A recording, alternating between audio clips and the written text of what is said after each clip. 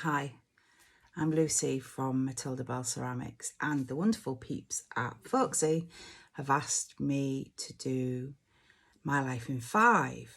So 5 questions. Who are my heroes of craft? And it's really easy for me. Thomas Ball Carving,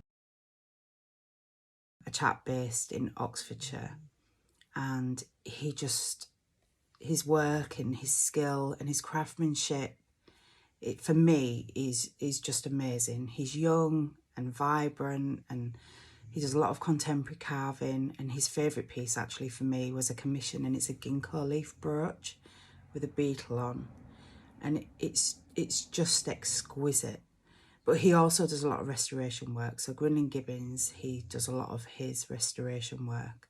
Go check him out, Tom Ball Carving. It's just heritage craft and skill at its absolute best. Love him. My second hero of craft is another UK-based artist, Julia Smith Ceramics. She works in earthenware clay at a wheel, making functional ware. But the decoration, oh my gosh, it's absolutely beautiful. It's so emotive. Her sketches are used as transfers onto her pieces. And I was lucky actually enough to be bought one of her mugs quite recently by a friend. I don't know if you can see. This is what I'm having my little coffee out of at the moment. I found it so touching when I received it because the drawing on the mug is actually of a child with an adult holding hands on the beach.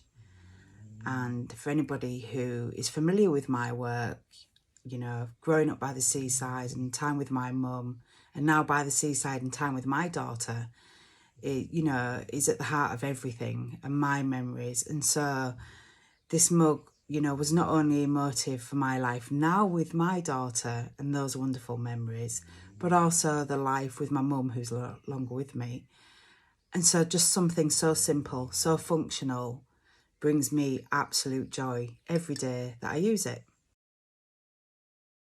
Well, I love books, all types of books, and we have a house full of books. But actually, I would say pick up a sketchbook or a notebook.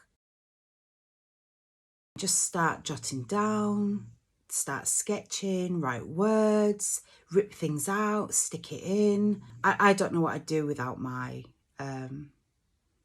collections of what will just look like junk to other people. Just pages of... and photographs, actually. Yeah, I put photographs in and workings out. And, well, I have books all over the house. That's one. I have another. Just full to the rafters of ideas, sketches. I also keep a lot of notebooks, actually, that are test runs for the clay and the glaze and kiln firings. But actually, before you get technical in your field, just carry a notebook everywhere. Write ideas down. You know, you can go back to it. It's such a beautiful reference. And it's such a wonderful reference to see how you evolve as a maker. So it's really good sometimes to maybe look back and look at your roots and how it all started. And yeah, so get a notebook. Who do I most admire on Folksy? Well, I'm a little bit spoilt for choice. There's so many amazing makers and creatives on there, but it's got to be Alison. Alison from Macclesfield Bagworks. She's just inspiring and amazing because her craftsmanship, she is a seamstress. She makes the most beautiful bags. But the joy along with that creativity is that wherever possible, she uses recycled fabrics. So jeans that are heading to landfill, she repurposes them and makes fun bags, quirky bags, gorgeously made. I mean, she really does have real skill and a real eye. But I absolutely love this ethos of repurposing, you know, making something out of what essentially is now waste into something that's beautiful and that's a heritage craft as well. You know, sewing as being a given for forever. I absolutely admire everything that she does. So who do I feel that people should follow on Instagram that are within my field, so clay, ceramics. And it's got to be Joe Thompson from Old Forge Creations. You've got to check him out. He's just a one-man hive mind. He's so giving. Not only is his work absolutely beautiful, but he's actually really dedicated the majority of his social media to how-to and sharing his gift that he's got, his talent and his knowledge base. And sometimes that'll be directly to do with his glaze recipes and his firing schedules.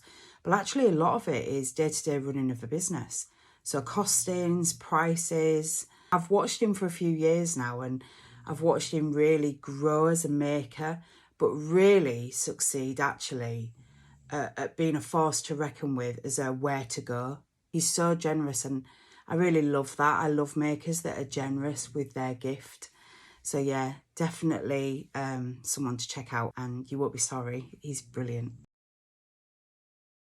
We're already on to the final question. Question 5. What object of desire in the world do I most lust after?